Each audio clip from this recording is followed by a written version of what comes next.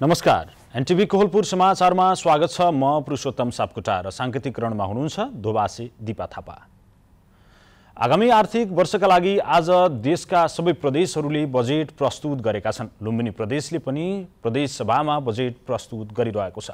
कतिपय प्रदेशले पुरानै योजनाहरूलाई पूरा गर्ने गरी बजेट ल्याएका छन् भने कतिपय प्रदेशले केही महत्त्वाकांक्षी योजनाहरू पनि सार्वजनिक गरेका छन्। आजको समाचारमा विशेष गरी लुम्बिनी, कर्णाली र सुदूरपश्चिम प्रदेशले प्रस्तुत गरेको बजेटको प्रसङ्गसँगै प्रतिनिधि सभा र प्रदेश सभा सदस्य चुनावका लागि निर्वाचन आयोगले आजदेखि मतदाता नामावली सङ्कलन सुरु गरेको प्रसङ्ग र बाजुराको बुढीगङ्गा नगरपालिकामा निर्वाचन नहुँदा 2 महिनादेखि काम रोकिएको खबर। तर सुरुमा प्रमुख समाचार। आगामी आर्थिक वर्षका लागि आज लुम्बिनी, कर्णाली, सुदूरपश्चिम सहित धेरै प्रदेशहरूद्वारा बजेट सार्वजनिक। कृषि, स्वास्थ्य, सडक पूर्वाधार विशेष प्राथमिकतामा। प्रदेश तथा प्रतिनिधि सभाको आगामी निर्वाचनका लागि आजदेखि मतदाता नामावली सङ्कलन सुरु। बसिरहेकै जिल्लाबाट नाम दर्ता गर्न सकिने। बाजुराको बुढीगङ्गा नगरपालिकामा निर्वाचन नहुँदा 2 महिनादेखि काम ठप्प। स्थानीय तहबाट सेवा नपाएपछि सेवाग्राहीहरू समस्यामा। श्रीलङ्काद्वारा आगामी महिना करिब 8 लाख पर्यटक भित्र्याउने लक्ष्य। पर्यटकहरूबाट $80 करोड स्वदेशी आउने अनुमान। र आइसिसी विश्वकप क्रिकेट लिग 2 अन्तर्गत त्रिदेशीय एकदिवसीय श्रृङ्खलामा नेपालले आज अमेरिकासँग खेल्दै खेल बेलुकी पौने 9 बजे सुरु हुने।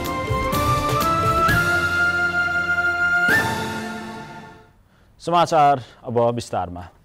आज प्रदेश सरकारहरूले प्रदेश सभामा बजेट प्रस्तुत गरेका छन्। लुम्बिनी प्रदेश सरकारले अहिले प्रदेश सभामा बजेट प्रस्तुत गरिरहेको छ।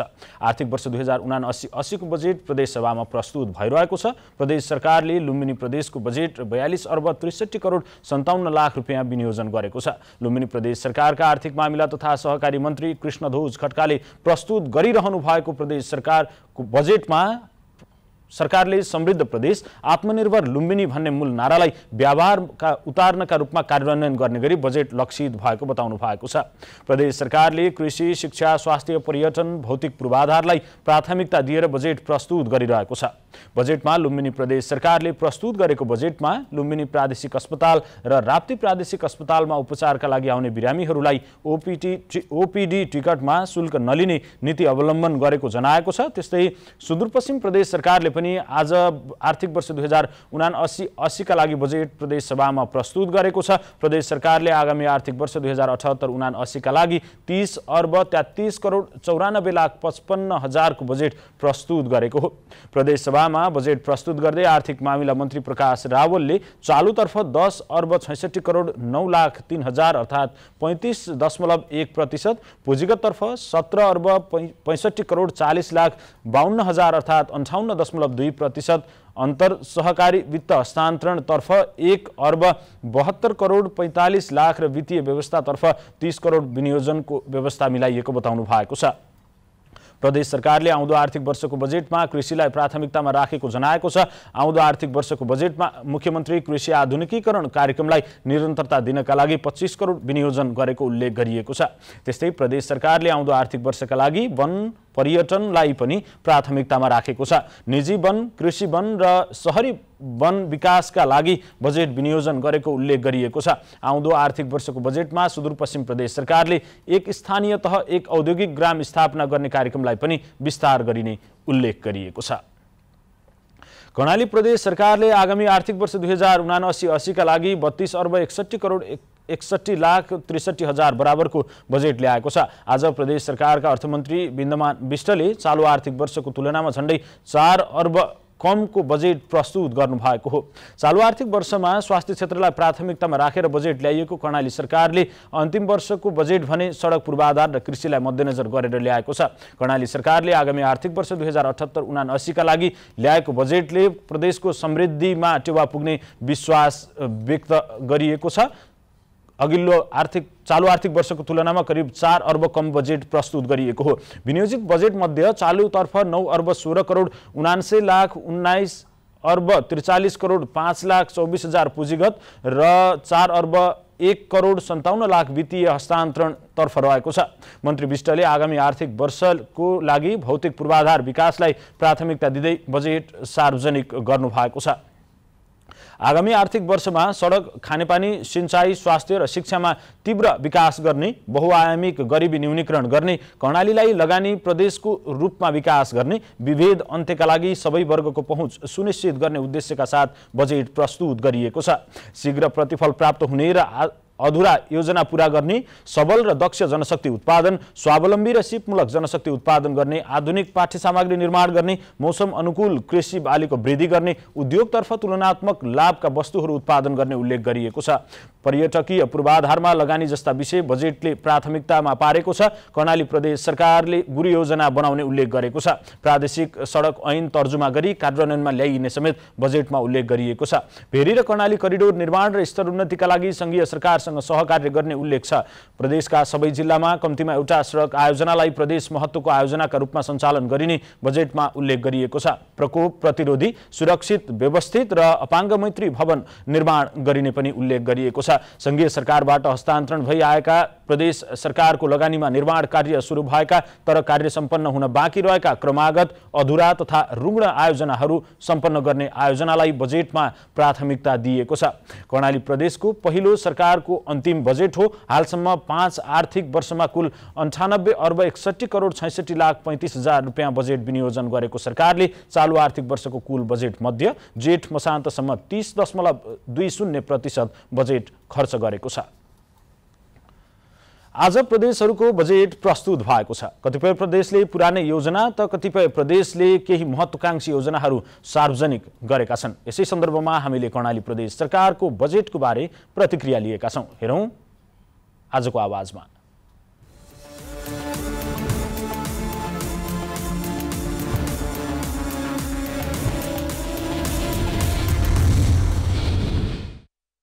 अघिल्लो सरकारले गरेका कामहरू चाहिँ आयोजनाहरूलाई निरन्तरता चाहिँ दिएको छ। यो बजेटले नयाँ कार्यक्रम चाहिँ भन्ने भन्दा पनि पुरानो कार्यक्रमको निरन्तरता नै हो अहिलेको यो सरकारले ल्याएको कार्यक्रम र बजेट।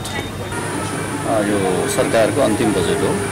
अब यो बजेट मूलतः पुराना योजनाहरूलाई सम्पन्न गर्ने प्रयोजनका साथ चाहिँ बजेट ल्याइएको छ र यो बजेटले अब खास गरी पुराना योजनाहरू सम्पन्न गर्ने एउटा लक्ष्य लिएको छ। टोटालिटीमा हेर्दा यो वैज्ञानिक, वस्तुवादी र व्यवहारिक बजेट छ र यसले कर्णालीको सपना जो छ, पहिलो सरकारले सुरुमा संस्थापक सरकारले देखेको सपना, त्यसलाई पुरा गर्ने गरी यो बजेट आएको छ। यो बजेट भाषणमा यो महिला मन्त्री नभएर, जुन किसान मन्त्री नभएर, जुन महिला उद्यमीहरूको हकितका लागि नभएर मात्रै एउटा हुने खानी पुँजीपति वर्गको लागि मात्रै आएको देखिन्छ र पुरानै ढाँचामा, पुरानै शैलीमा जुन विगतदेखि आएको जुन बजेट थियो त्यही बजेटलाई नै मान्यता दिएको जुन मैले पाएँ। पुरानै कार्यक्रमलाई पनि निरन्तरता दिए जस्तो पनि छ, तर चाहिँ अपूर्ण रूपले दिएको र नयाँ आउने कार्यक्रमलाई सन्तुलित रूपले जिल्लागत रूपमा विकास बाँडफाँडको चाहिँ बजेट बाँडफाँडको सन्तुलित अवस्था पनि देखिएन। महिला लक्षित पनि भएन, त्यसमा कृषक लक्षित पनि भएन। पुरानो जे थियो त्यसलाई नै निरन्तरता भयो।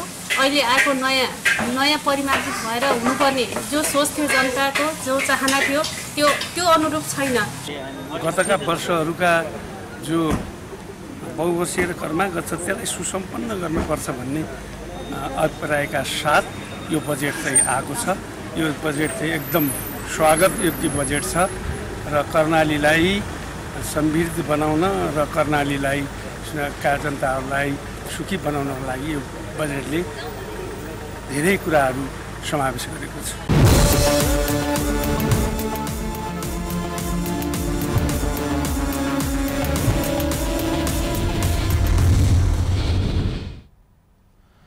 प्रतिनिधि सभा र प्रदेश सभा सदस्य चुनावका लागि निर्वाचन आयोगले आजदेखि मतदाता नामावली सङ्कलन सुरु गरेको छ।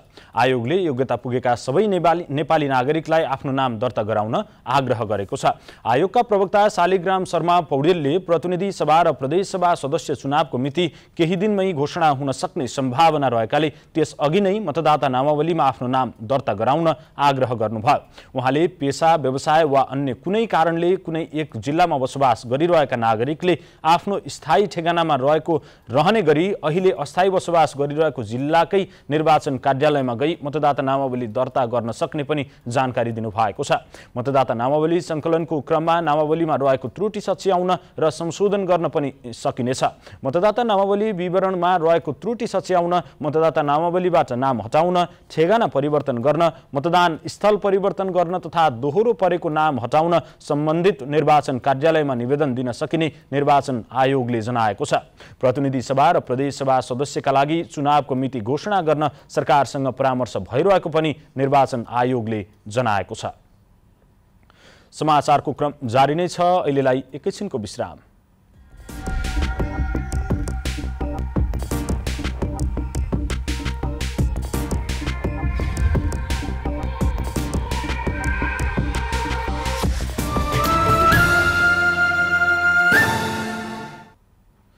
विश्रामपछि समाचारमा पुनः स्वागत छ। अब बाँकी समाचार।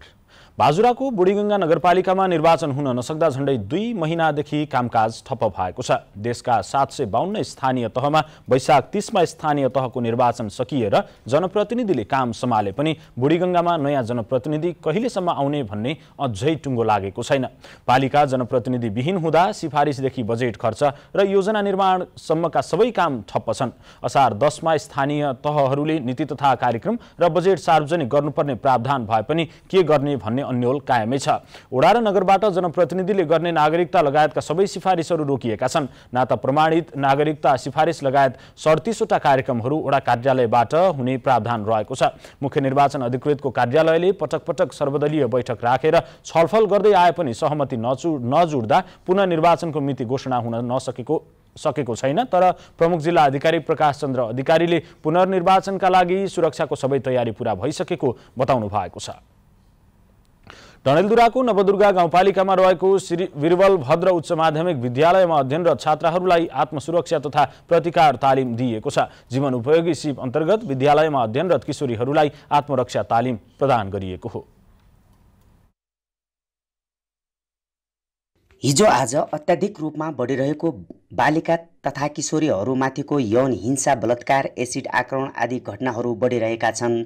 यस्ता घटनाबाट कसरी आत्मरक्षा र प्रतिकार गरेर बच्न सकिन्छ भन्ने उद्देश्यले जिल्लाको नवदुर्गा गाउँपालिकामा रहेको श्री वीरबलभद्र उच्च माध्यमिक विद्यालयमा अध्ययनरत 42 जना छात्राहरूलाई आत्मसुरक्षा तथा प्रतिकार तालिम दिएको छ।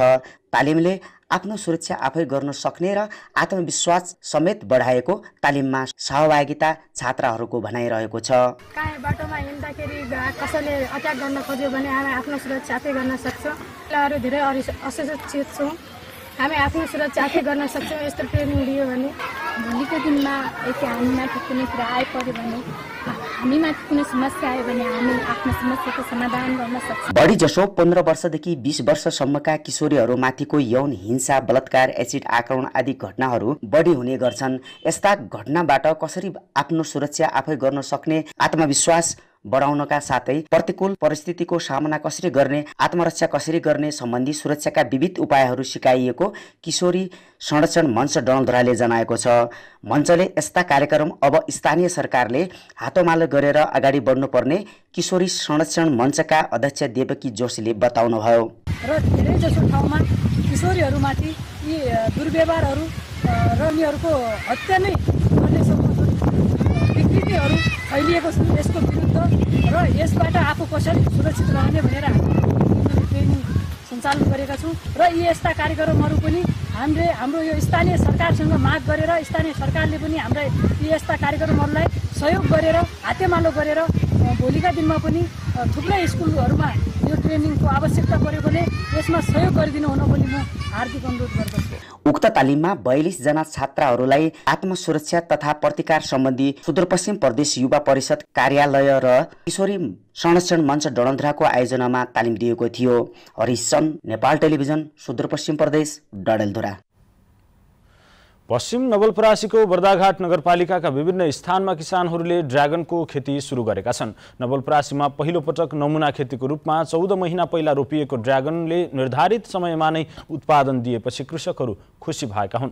आफ्नो खेतको एउटा कुनामा नमुनाको रूपमा पहिलो पटक 2 कट्ठामा रोपिएको ड्रागनमा फल लागेपछि आफू अत्यन्तै उत्साहित भएको बर्दाघाट नगरपालिकाका किसान मीना सापकोटाले बताउनु भएको छ। पहिलो पटक मकवानपुरबाट 2077 फागुन महिनामा ल्याइएका बिरुवा रोपेको 14 महिनामा नै फल थालेपछि अहिले किसान सापकोटाले सोही स्थानमा 400 वटा बिरुवा थप गर्नु भएको छ। त्यसैगरी बर्दाघाट 1 का भोजबहादुर थापाले 10 कट्ठामा, वडा नम्बर 6 मा अर्का किसान गोविन्द जीसीले 4 कट्ठामा अलग अलग स्थानमा लगाएको ड्रागनको खेती निकै राम्रो भएपछि अन्य किसानहरू पनि ड्रागनको व्यावसायिक खेतीतर्फ आकर्षित भएका छन्। भैरवामा वैदेशिक रोजगार व्यवस्थापन शाखा कार्यालयको उद्घाटन गरिएको छ। आज एक कार्यक्रमका बीच श्रम, रोजगार तथा सामाजिक सुरक्षा मन्त्री कृष्ण कुमार श्रेष्ठले कार्यालयको उद्घाटन गर्नुभएको हो। कार्यक्रममा बोल्दै मन्त्री श्रेष्ठले ऐतिहासिक ठाउँ बुद्ध जन्मस्थल लुम्बिनीको प्रवेशद्वार भैरवामा जनताको वर्षौंदेखिको सपना पूरा भएको बताउनु भएको छ। मन्त्री श्रेष्ठले कार्यालयको सुरुवात भइसकेको र कसरी सफल बनाउन सकिन्छ भन्नेतर्फ लागेको उहाँको भनाइ छ। उहाँले धेरैभन्दा धेरै श्रमिकलाई बिना झन्झट वैदेशिक रोजगारीमा जान यहीँबाट पठाउन सकिने बताउनु भयो। मन्त्री भएर आइसकेपछि गत वैशाख मसान्तसम्म सोझा साझा नेपाली श्रमिकबाट ठगिएका 12 करोड बढी रकम असुल गरिएको समेत उहाँले स्मरण गर्नु भएको छ। श्रम, रोजगार तथा सामाजिक सुरक्षा मन्त्रीका सचिव एकनारायण अर्यालले कर्मचारी प्रतिबद्ध भएर काम गर्ने बताउनु भयो। अर्यालले धेरै सेवाहरू अनलाइनबाट सुरु भइसकेको जानकारी समेत दिनुभएको छ। म्यानपावर व्यवसायीलाई काठमाडौँ मात्र केन्द्रित नभई शाखाहरू काठमाडौँ बाहिर पनि विस्तार गर्न उहाँले आग्रह गर्नुभएको छ। नेपालमा पछिल्लो 24 घण्टामा थप 25 जनामा कोरोना भाइरसको संक्रमण पुष्टि भएको छ भने यस अवधिमा कसैको पनि मृत्यु भएको छैन। स्वास्थ्य तथा जनसङ्ख्या मन्त्रालयका अनुसार 2856 जनाको पीसीआर परीक्षण गर्दा 19 जना र 1049 जनाको एन्टिजेन परीक्षणमा 6 जना गरी 25 जनामा संक्रमण पुष्टि भएको हो। पछिल्लो 24 घण्टामा कोरोनाबाट 15 जना निको भएका छन् भने हालसम्म देशभर 97 जना मात्रै सक्रिय संक्रमित रहेका छन्। अब अन्तर्राष्ट्रिय समाचार।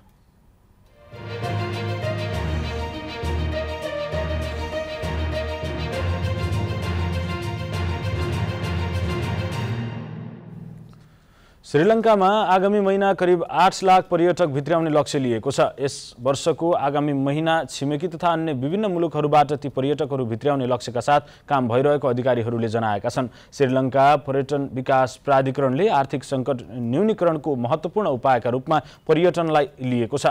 प्रधानमन्त्री रनिल विक्रमसिंघसँग भएको बैठकमा प्राधिकरणका अधिकारीहरूले ती पर्यटकहरूबाट 80 करोड डलर स्वदेश आउने अनुमान गरिएको जानकारी दिएका थिए।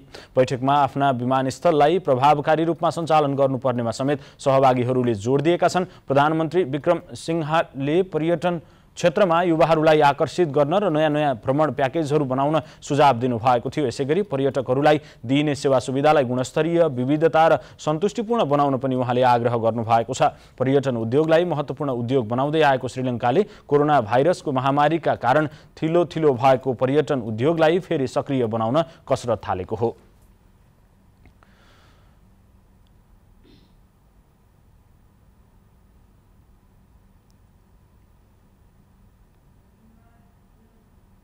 अब आर्थिक समाचार।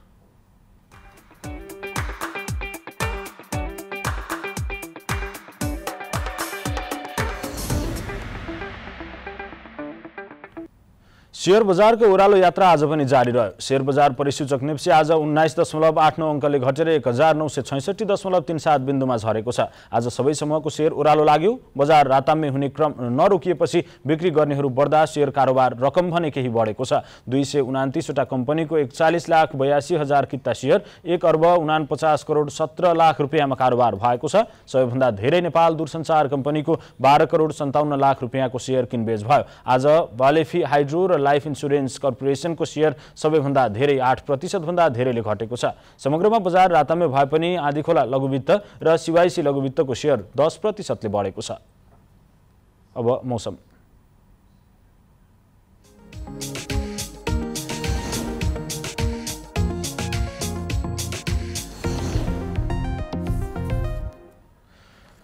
आज प्रदेश 1 मध्य प्रदेश, बागमती प्रदेश र गण्डकी प्रदेश लगायत अन्य प्रदेशका पहाडी भूभागहरूमा आंशिकदेखि सामान्य बदली रही बाँकी भूभागमा मौसम सामान्यतया सफा रह्यो। आज राति पनि प्रदेश 1 मध्य प्रदेश, बागमती प्रदेश र गण्डकी प्रदेश लगायत अन्य प्रदेशका पहाडी भूभागहरूमा सामान्य बदली तथा बाँकी भूभागहरूमा मौसम सामान्यतया सफा रहनेछ।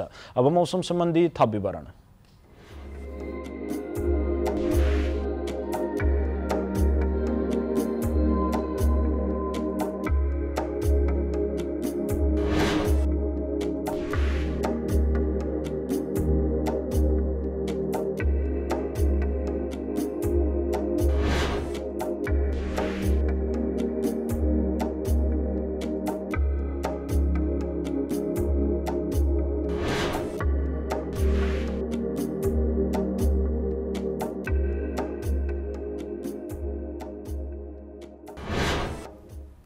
समाचारको अन्त्यमा प्रमुख समाचार पुनः एकपटक।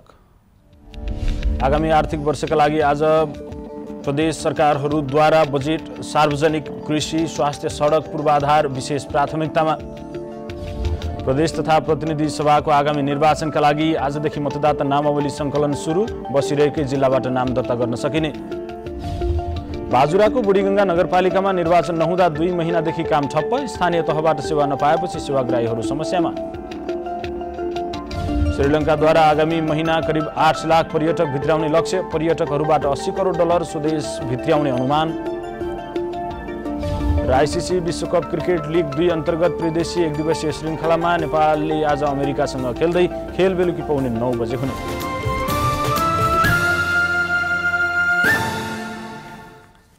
हवस् त अहिलेलाई समाचारको सिलसिला यति नै। बिदा दिनुहोस्। नमस्कार।